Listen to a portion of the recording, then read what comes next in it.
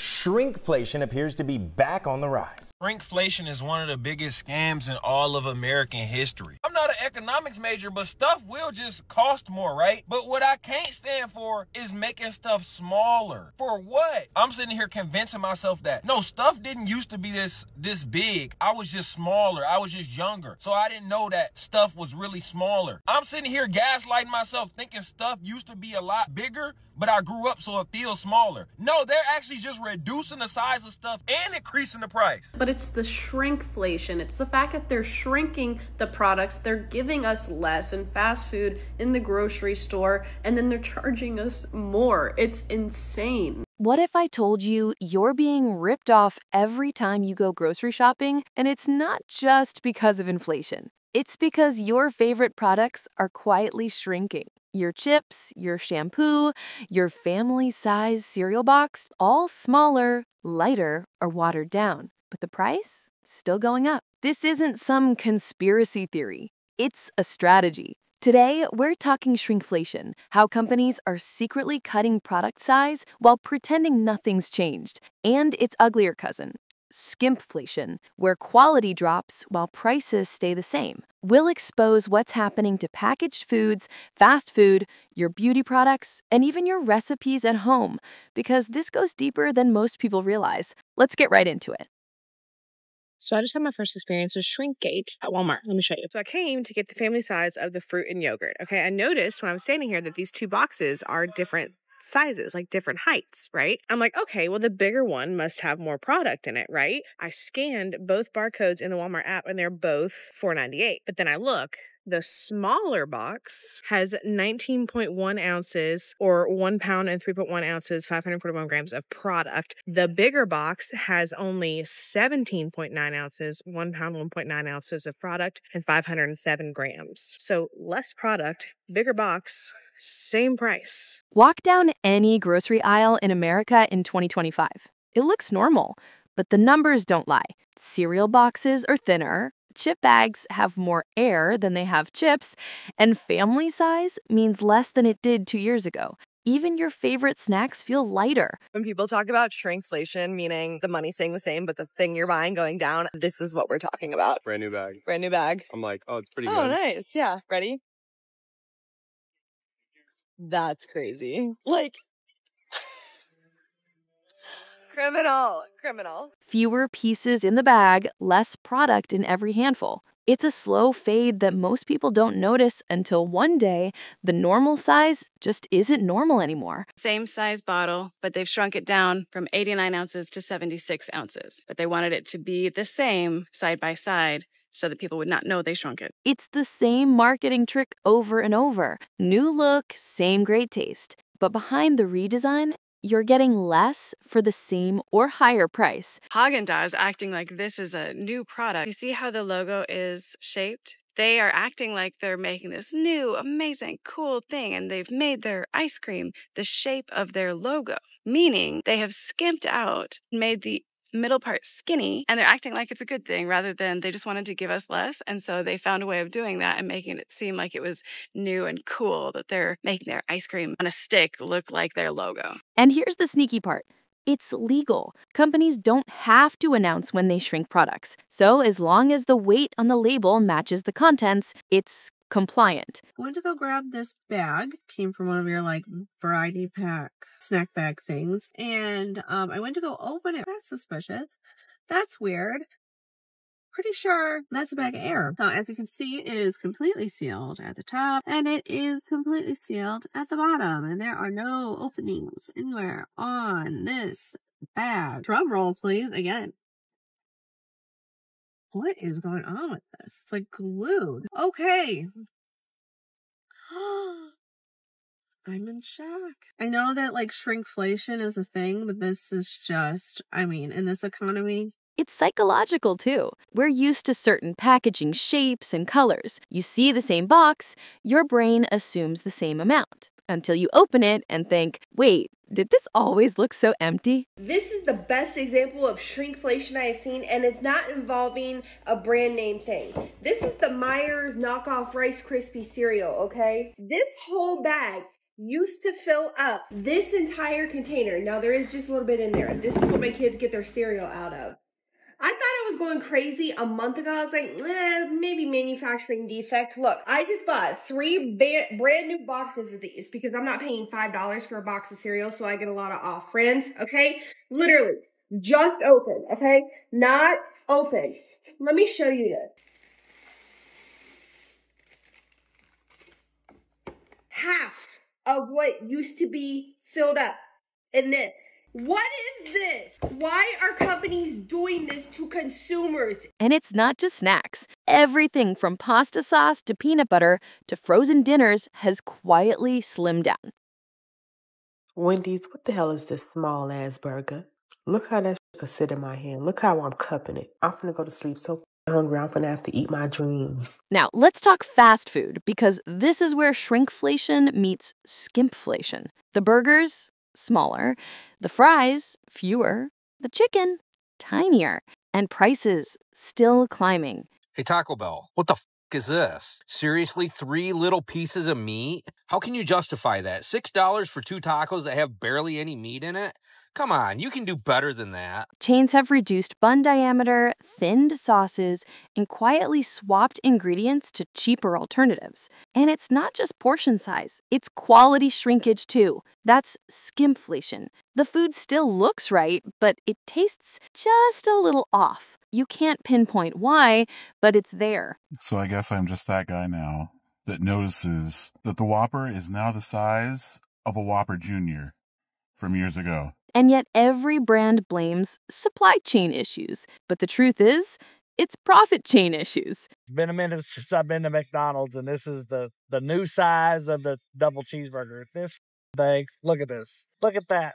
I have big hands, but come on, dude. That is tiny. That's like 2 bites. This is stupid. They're maintaining margins by slicing away the product instead of the price. Here's the crazy part. Fast food used to be cheap comfort. Now it's luxury junk. Skimpflation, very simply, is when a manufacturer reformulates a product with cheaper ingredients.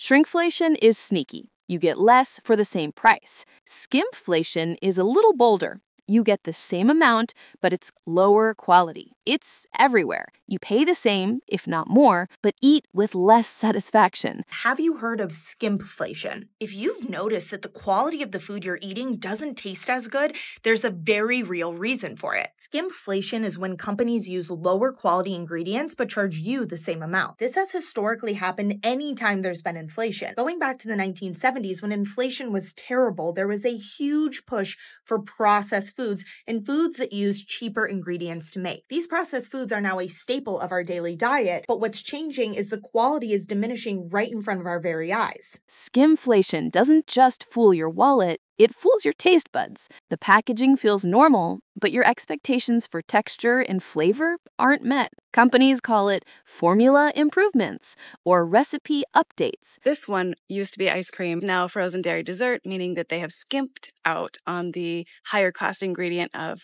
heavy cream. They have replaced it with lower cost ingredients, making it not qualify of having 10% cream to make it ice cream. It is now frozen dairy dessert because there's not enough cream to satisfy the legal definition of ice cream. Just like Blue Bunny. Always real ice cream. They used to have that badge of honor and no longer. But really, it's cost cutting in disguise. The worst part? It's subtle. You might not notice at first. You just think, something's off. Until later, you realize the magic is gone. Grandma's recipes are not going to work at Thanksgiving this year because of shrinkflation. So if you've had this thing where you're like, oh, my grandma, when she made this, it was so much better. She must have been a better cook. Don't you let that low self-esteem sink in. It's because they've changed the sizing of food products and cans. And so a lot of these classic recipes that'll call for like 1 can of cream of mushroom soup or 1 can of this. And even pumpkin went from, I think it was 16 ounces in a can to 15 ounces. So if you're following the old school recipe and you're making it on the measurement of using cans, it's a real issue now. Shrinkflation is no fun for any of us. Now it also explains why it just doesn't taste the same. If you've tried baking lately and noticed your cookies come out flatter, your cake crumblier, It's not you. It's shrinkflation's side effect on ingredients. Canned goods, cake mix, and chocolate chips have all quietly shrunk their sizes. So if you go to follow an old family recipe based on one full can or one full bag, your ratios are off. You think you made a mistake, but the real mistake was trusting the packaging. Even boxed mixes have changed formulas. Virtually all of the big name brands have tweaked their cake mixes in the past few years to reduce cost per box. Shrinkflation in action, guys. This is a scan from my grandmother's recipe book. These are cookie recipes, and this is cake mix cookies. This is how you take a box of cake mix and you turn it into cookies. And it says here, one box, 18 to 20 ounces of cake mix. Cake mix used to come in 18 to 20 ounces.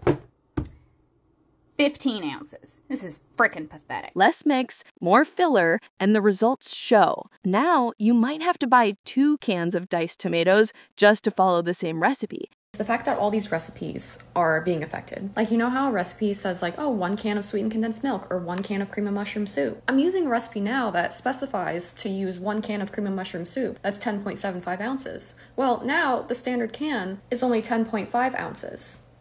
It's gonna keep happening. It's gonna keep shrinking. And then all these older recipes are just gonna become useless, or wrong. Someone please be annoyed with me, please. Leaving you paying double with an awkward amount left over. If grandma's cookie recipe doesn't taste like it used to, it's not nostalgia. It's the modern food economy sabotaging the ingredients. Shrinkflation is definitely real and it's definitely hit the makeup and skincare market. Both $16. This one is 2 milliliters. This one is 4 milliliters. Same price. Crazy. It looks like a mini brand. Shrinkflation isn't stopping at food. Your shampoo, now less ounces and more watered down. Your lotion, less moisturizing, same branding. Toothpaste tubes are shorter, deodorant sticks have deeper caps to look full. Some brands even changed bottle shapes to look larger while holding less liquid. Okay, I need a quick sanity check. Was I the only person that was unaware that skincare brands don't fill up the bottle? They actually have a bottle inside the bottle? Like, I don't get it. Why couldn't they just fill it up? Is there a reason why expensive skincare brands do this? Like, I think I paid like $60 for this. It's crazy. Makeup and skincare brands are doing the same thing. Smaller jars, thinner formulas, and less product hidden behind thick packaging. You end up rebuying sooner and thinking it's just because you're using more, not because you're getting less. Even luxury brands are quietly giving you less glow for more money. I have used Laura Mercier's Pure Canvas Primer, the illuminating version, for years. Not only have they changed the formula is not even close to what it once was. Severe shrinkflation issues. It was 1.7 ounces and now it's 1 fluid ounce for the same price. That's where you lose me. It's shrinkflation you can see and feel every time you get ready. The Consumer Brands Association, which represents food and beverage companies, says company costs are also high and consumers have a choice. And so the companies are making money hand over fist. They are, So- but they're also managing higher labor costs and higher input costs. So that's that push-pull. The companies are making money, but people are getting a little bit less in the bag. Shrinkflation doesn't just make products smaller, it makes trust smaller. It affects how we cook. Has anyone else noticed the serving sizes getting teeny tiny? Like, how is this, and this supposed to equate to 6 servings of this beef and broccoli? That's crazy. How we budget, and how we feel about value. When you realize your groceries don't last as long, your meals stretch thinner, and your favorite products don't perform, you feel cheated. Have you noticed how tiny Halloween candy is this year? Like, look at this. These used to be full size. Remember when we used to get like 2 Kit Kat bars in one package? Now it's just this. That erosion of trust is what companies can't measure, but it's real. And for those already struggling with rising costs, shrinkflation hits harder. Why is this normalized? What is this? This is the size that the bites used to be, the bite size area. Why is this normalized? So, what can you do? Pay attention. Compare old packages online. Check the ounces. Reddit has entire threads tracking which brands shrank their products. The proof is everywhere if you look. I have not had one of these since I was a kid, so I know obviously the size is going to change. However, dude, look at that.